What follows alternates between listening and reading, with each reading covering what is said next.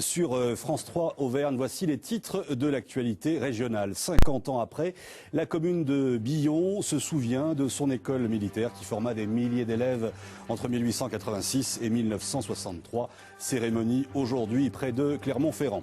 Éco-citoyen pour éco-construction. L'Auvergne n'a pas laissé passer son tour. Exemple dans ce journal avec un reportage en Haute-Loire.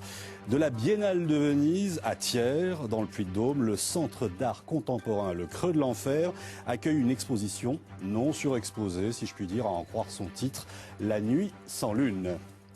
Et on reste dans la nature avec l'opération Ma maison, ma planète, ou comment promouvoir l'habitat durable et les économies d'énergie. On parle ici de rénovation et de construction. Pour la 6e année consécutive, les espaces Info Énergie proposent des visites tout au long du week-end et dans toute la région. Reportage en Haute-Loire, Gérard Rivolier, Élodie Monnier.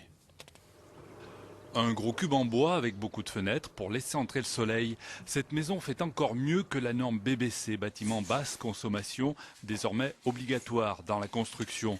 Ses occupants envisagent de la chauffer avec à peine 4 stères de bois à l'année, grâce notamment à des astuces comme ces murs intérieurs en parpaing. Les murs comme ceci, les murs de masse, eh bien, ça va stocker la chaleur du soleil. Et du coup, eh bien, quand on va la nuit, par exemple, eh bien, ça va permettre de relarguer la chaleur. J'ai rempli mes parpaings de terre pour accroître la dimension d'inertie. Voilà.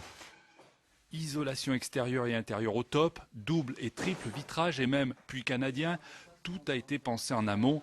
Il faut dire que le propriétaire est lui-même militant dans une association pour l'habitat sain, économique et écologique. Moi, je réfléchis d'abord à une maison bien isolée, bien vitrée côté sud, bien avant de réfléchir au mode de chauffage.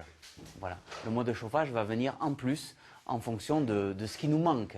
Alors bien entendu, cela représente un coût plus important à la construction, mais ça permet d'avoir des frais de fonctionnement réduits. On amortit en combien de temps ?